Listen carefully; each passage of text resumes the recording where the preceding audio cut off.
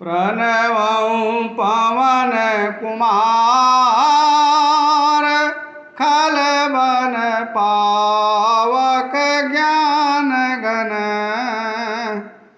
जासु हृदय आगार बसहि राम सर चाप धर बंदमु अवध बुआल सत्य प्रेम जय राम पद बिछुरत दीन दयाल प्रियतन त्रनैव परिहरऊ। श्री राम कथा के रसिक तुम भक्ति राशि मति धीर आयहु आसन लीजिए तेज पुंज कपिवीर श्याम रामचंद्र की जय। देवन दीनी दुंदुभि प्रभु पर बरसहि फूल हर से पुर नर नारी सब मिटी मोहमय सूल श्याम रामचंद्र की जय।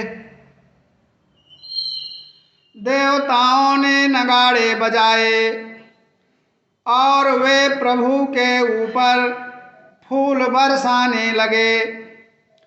जनकपुर के स्त्री पुरुष सब हर्षित हो गए। उनका अज्ञान से उत्पन्न शूल मिट गया। अति गहे गहे बाजने बाजे सबहि मनोहर मंगल साजे। जूथ जूथ मिली सुमुखी सुनैनी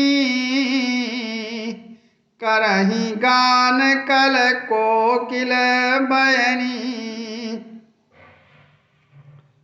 खूब जोर से बाजे बजने लगे। सभी ने मनोहर मंगल साज सजे। सुंदर मुख और सुंदर नेत्रों वाली तथा कोयल के समान मधुर बोलने वाली स्त्रियां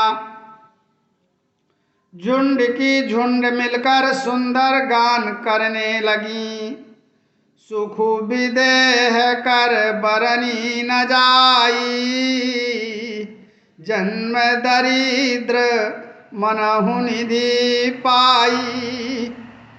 विगत त्रास भई सिय सुखारी जनु विदु उदय चकोर कुमारी। जनक जी के सुख का वर्णन नहीं किया जा सकता। मानो जन्म का दरिद्री धन का खजाना पा गया हो। सीता जी का भय जाता रहा। वे ऐसी सुखी हुई जैसे चंद्रमा के उदय होने से चकोर की कन्या सुखी होती है। जनक कीन्ही कौशिकहि प्रणामा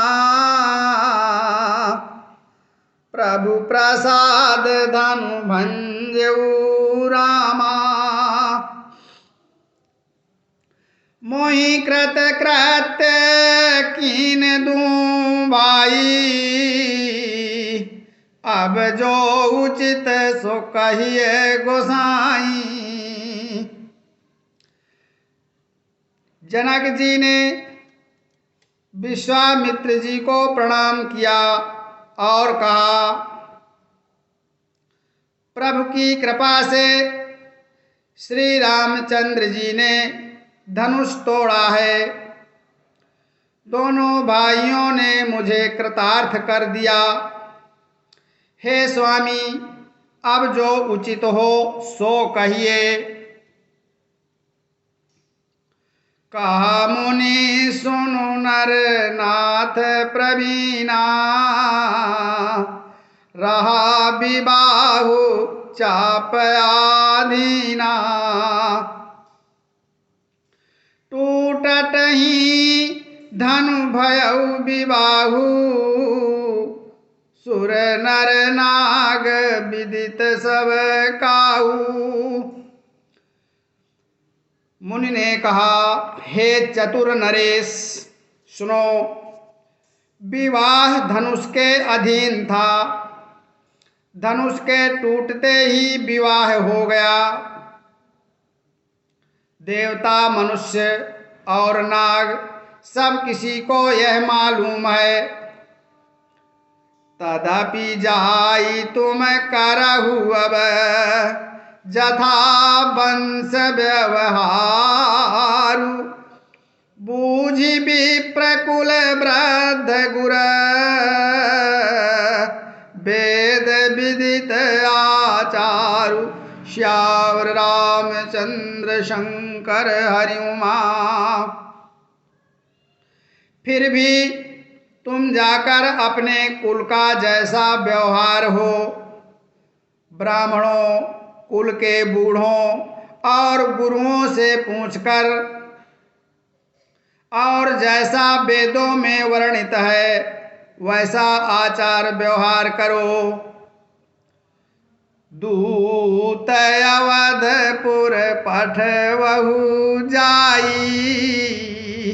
आनहि नृप दशरथहि बोलाई।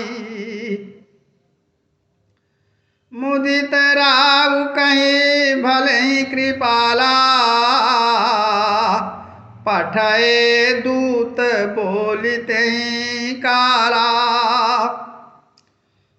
जाकर अयोध्या को दूत भेजो, जो राजा दशरथ को बुला लावें। राजा ने प्रसन्न होकर कहा, हे कृपालु, बहुत अच्छा। और उसी समय दूतों को बुलाकर भेज दिया। बहुरी महाजन सकल बुलाए, आई सबनि सादर सिर नाए। हाट बाट मंदिर सुरबासा, नगरु समारहु चार्यों पासा। फिर सब महाजनों को बुलाया और सबने आकर राजा को आदर पूर्वक सिर नवाया। राजा ने कहा, बाजार, रास्ते, घर, देवालय और सारे नगर को चारों ओर से सजाओ। हरसी चले निज निज ग्रह आए, मुनि परिचारक बोली पठाए। रचहु विचित्र बितान बनाई, सिर धरि बचन चले सचुपाई। महाजन प्रसन्न होकर चले और अपने अपने घर आए। फिर राजा ने नौकरों को बुला भेजा और उन्हें आज्ञा दी कि विचित्र मंडप सजाकर तैयार करो। यह सुनकर वे सब राजा के वचन सिर पर धरकर और सुख पाकर चले। पठये बोली गुनी तिन नाना, जे बितान विधि कुशल सुजाना। विधि बंदी तिन कीन आरंभा, बिरचे कनक कदली के खंभा।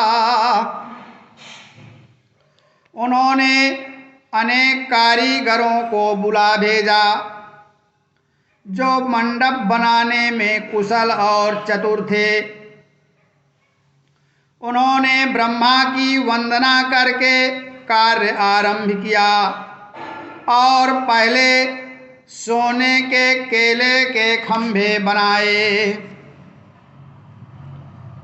हरित मनिन के पात्र फल, पदुम राग के फूल, रचना देखी विचित्र अति,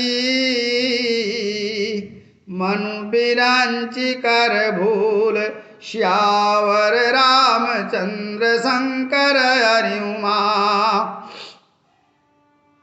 हरी हरी मणियों के पत्ते और फल बनाए तथा पद्मराग मणियों के फूल बनाए।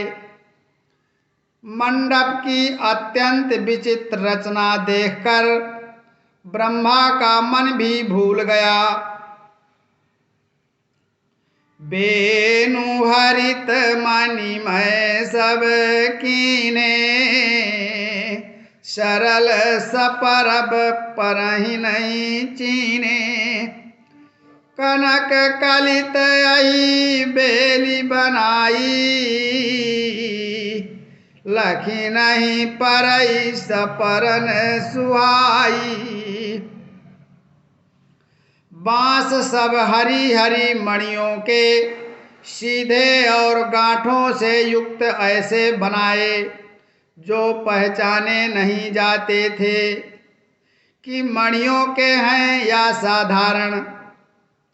सोने की सुंदर नागबेली अर्थात पान की लता बनाई जो पत्तों सहित ऐसी भली मालूम होती थी कि पहचानी नहीं जाती थी। तेही के रची पची बंद बनाए, बिच बिच मुकुता दाम सुहाए। मानिक मरकत कुलिस पिरोजा, चीरी कोरी पची रचे सरोजा। उसी नागबेली के रचकर और पच्ची कारी करके बांधने की रस्सी बनाई। बीच बीच में मोतियों की सुंदर झालरें हैं। माणिक पन्ने हीरे और फिरोजे इन रत्नों को चीरकर और पच्ची कारी करके इनके लाल हरे सफेद और फिरोजी रंग के कमल बनाए। किए भृंग बहुरंग विहंगा, गुंजहि कूजहि पवन प्रसंगा। सुर प्रतिमा खंबन गढ़ी काढ़ी, मंगल द्रव्य लिए सब ठाणी। भौरे और बहुत रंगों के पक्षी बनाए जो हवा के सहारे गूंजते और कूजते थे।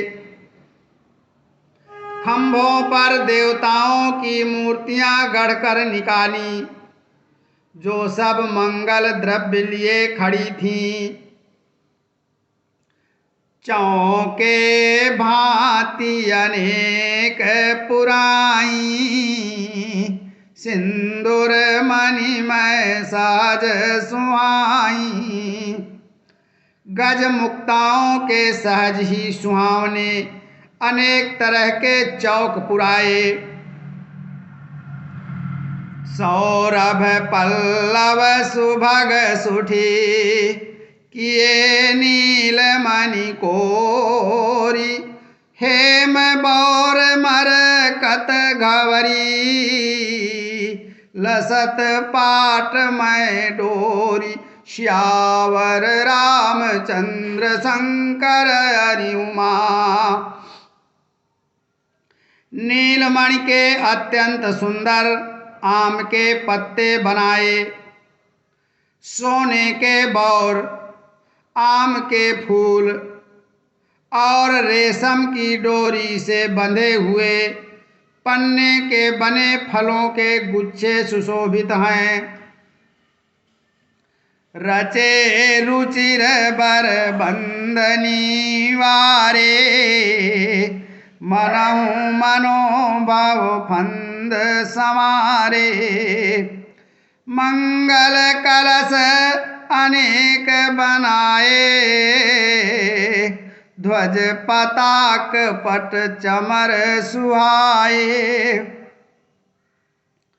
ऐसे सुंदर और उत्तम बंधनवार बनाए, मानो कामदेव ने फंदे सजाए हों। अनेकों मंगल कलश और सुंदर ध्वजा पताका, पर्दे और चमर बनाए। दीप मनोहर मणिमय नाना, जाई न बरनी विचित्र बिताना। जेहि मंडप दुल्हिनी बैदेही, सो बरनय असीमति कवि के ही। जिसमें मणियों के अनेकों सुंदर दीपक हैं, उस विचित्र मंडप का तो वर्णन ही नहीं किया जा सकता। जिस मंडप में श्री जानकी जी दुल्हन होंगी, किस कवि की ऐसी बुद्धि है जो उसका वर्णन कर सके। दूलहु राम रूप गुण सागर, शोभितानु त्यों लोक उजागर। जनक भवन कै शोभा जैसी, ग्रह ग्रह प्रतिपुर देखिए तैसी।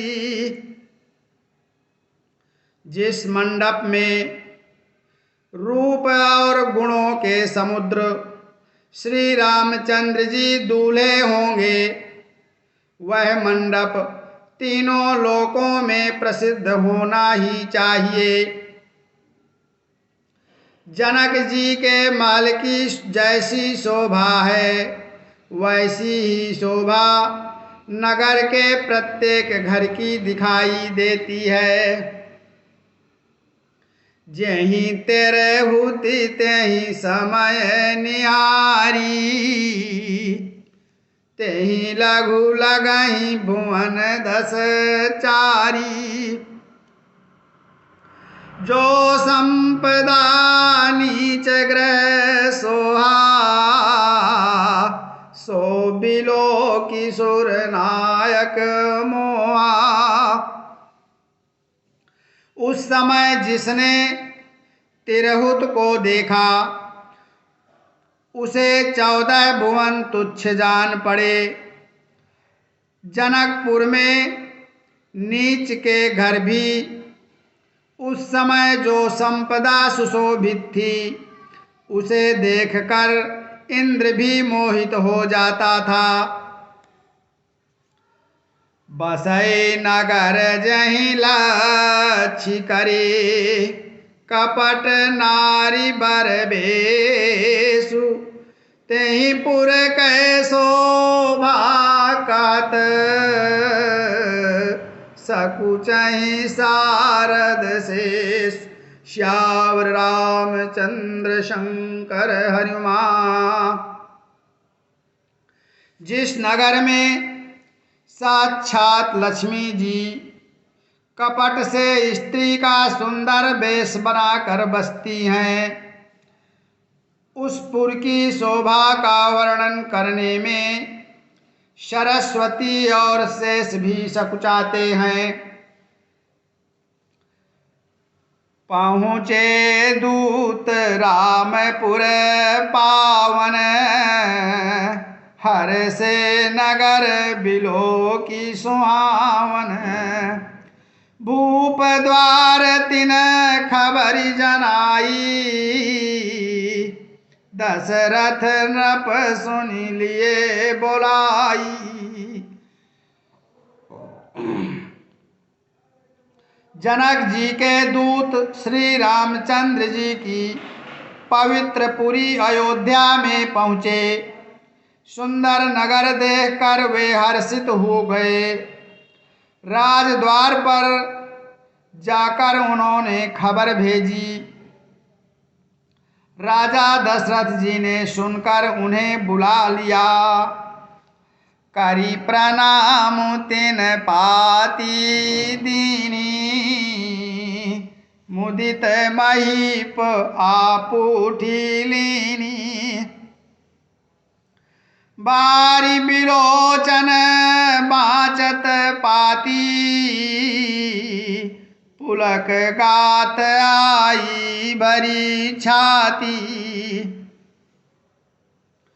दूतों ने प्रणाम करके चिट्ठी दी। प्रसन्न होकर राजा ने स्वयं उठकर उसे लिया। चिट्ठी बाँचते समय उनके नेत्रों में प्रेम और आनंद के आंसू छा गए। शरीर पुलकित हो गया और छाती भर आई। राम लखन और करबर चिट्ठी, रही गए कहत न खाटी मीठी। पुनि धरि धीर पत्रिका बाची, हर्षि सभा बात सुनी साची। हृदय में राम और लक्ष्मण हैं, हाथ में सुंदर चिट्ठी है। राजा दशरथ उसे हाथ में लिए ही रह गए। खट्टी मीठी कुछ भी कह न सके। फिर धीरज धरकर उन्होंने पत्रिका पढ़ी। सारी सभा सच्ची बात सुनकर प्रसन्न हो गई। खेलत रहे तहाँ सुधी पाई, आए भरतु सहित हित बाई। पूछत अति स्नेह सकुचाई, तात कहाँ ते पाती आई। भरत जी अपने मित्रों और भाई शत्रुघ्न के साथ जहाँ खेलते थे, वहीं समाचार पाकर वे भी आ गए। बहुत प्रेम से सकचाते हुए पूछते हैं, पिताजी चिट्ठी कहाँ से आई है? कुशल प्राण प्रिय बंधु दऊ, आई काहू के देश। सुनि स्नेह साने बचन, बाची बहुरी नरेश। श्याम रामचंद्र शंकर हरिमा। हमारे प्राणों से प्यारे दोनों भाई कई एक सकुशल तो हैं, और वे किस देश में हैं? स्नेह से सने ये वचन सुनकर राजा ने फिर से चिट्ठी पढ़ी। सुनि पाती पुल के दो भ्राता, अधिक स्नेहु समात न गाता।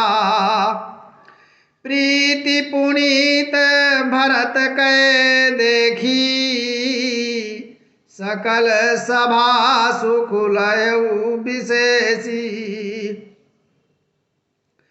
चिट्ठी सुनकर दोनों भाई पुलकित हो गए। स्नेह इतना अधिक हो गया कि वो शरीर में समाता नहीं। भरत जी का पवित्र प्रेम देखकर सारी सभा ने विशेष सुख पाया। तब नृप दूत निकट बैठारे, मधुर मनोहर बचन उचारे। भैया कहो कुशल दो बारे, तुमनी के निज नयन निहारे। तब राजा दशरथ ने दूतों को पास बैठाकर मन को हरने वाले मीठे वचन बोले और कहा, भैया कहो दोनों बच्चे कुशल से तो हैं, तुमने अपनी आँखों से उन्हें अच्छी तरह देखा है ना।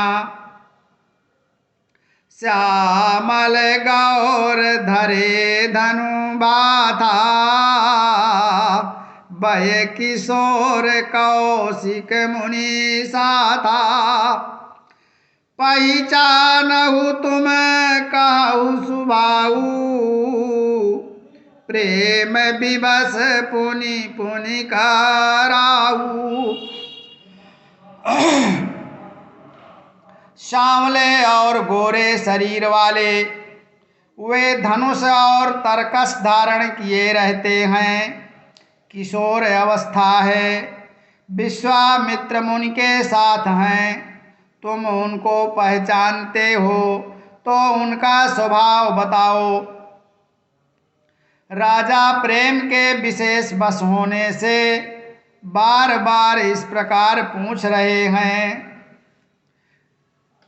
जा दिन ते मुनि गए लवाई, तब ते आजु साची सुधी पाई। काहू विदेह कवन विधि जाने, सुने प्रिय बचन दूत मुसुकाने। भैया जिस दिन से मुनि विश्वामित्र उन्हें लिवा ले गए, तब से आज ही हमने सच्ची खबर पाई है। बताओ तो महाराज जनक ने उन्हें कैसे पहचाना। ये प्रिय वचन सुनकर दूत मुस्कराए। सुनहु महीपत मुकुट मणि, तुम सम धन्य न को। राम लखनु जिनके तनय, विश्व विभूषण दो। श्यावर रामचंद्र शंकर हरि उमा। दूतों ने कहा, हे राजाओं के मुकुटमणि, सुनिए, आपके समान धन्य और कोई नहीं है। जिनके राम लक्ष्मण जैसे पुत्र हैं, जो दोनों विश्व के विभूषण हैं। पूछन जो गुण तनय तुम्हारे, पुरुष सिंह त्यों पुर उजियारे। जिनके जस प्रताप के आगे, शशि मलिन रवि शीतल लागे। आपके पुत्र पूछने योग्य नहीं हैं। वे पुरुष सिंह तीनों लोकों के प्रकाश स्वरूप हैं। जिनके यश के आगे चंद्रमा मलिन और प्रताप के आगे सूर्य शीतल लगता है। तिन कहाँ कहिए नाथ किमि चीने, देखिए रवि की दीप कर लीने। सीय स्वयंवर भूप अनेका, समिटे सुभट एक तेका। हे नाथ, उनके लिए आप कहते हैं कि उन्हें कैसे पहचाना। क्या सूर्य को हाथ में दीपक लेकर देखा जाता है। सीता जी के स्वयंवर में अनेकों राजा और एक से एक बढ़कर योद्धा एकत्र हुए थे। शंभु सरासन काहू न टारा, हारे सकल वीर बरियारा। तीन लोक महाजे भट मानी, सब कै सकति शंभु धनु बानी। परंतु शिवजी के धनुष को कोई भी नहीं हटा सका। सारे बलवान वीर हार गए। तीनों लोकों में जो वीरता के अभिमानी थे, शिवजी के धनुष ने सबकी शक्ति तोड़ दी। सकई उठाई सरासुर मेरू, सोही हारी गयऊ करी फेरू। जही कौतुक शिव सैल उठावा, सोते ही सभा पराभव पावा। बाणासुर जो सुमेरु को भी उठा सकता था, वह भी हृदय में हार कर परिक्रमा करके चला गया। और जिसने खेल से ही कैलाश को उठा लिया था, वह रावण भी उस सभा में पराजय को प्राप्त हुआ। तहाँ राम रघुवंश मणि, सुनिए महामहिपाल। भंजऊ चाप प्रयास बिनु, जिमि गज पंकज नाल। श्याम रामचंद्र शंकर हरिउमा। हे महाराज सुनिए, जहाँ ऐसे ऐसे योद्धा हार मान गए, वहाँ रघुवंश मणि श्री रामचंद्र जी ने बिना ही प्रयास के शिवजी के धनुष को वैसे ही तोड़ डाला, जैसे हाथी कमल की डंडी को तोड़ डालता है। कथा विसर्जन होत है, सुनहु वीर हनुमान। जो जन जास आइयो, सोता करो पया।